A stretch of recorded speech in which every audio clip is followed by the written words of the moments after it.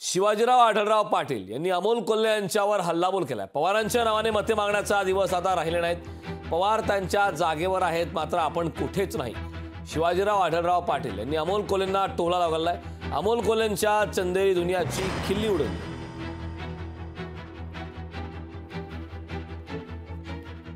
प्रत्येक वाक्यामध्ये 2 वेळा तरी पवार साहेबांचं नाव असतं। पवार साहेबांच्याबद्दल बोलायचं झालं, आम्हाला सुद्धा तेवढाच आदर आहे। आज आपले नेते आदरणीय दिलीपरावजी वळसे पाटील त्यांना सुद्धा पूर्वीसारखाच पवार साहेबांच्याबद्दल मनामध्ये आदर आहे।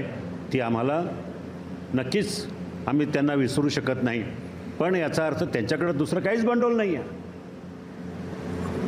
त्यांना वाटतं की निष्ठा निष्ठा निष्ठा आणि पवार साहेबांच्या बरोबर आहे।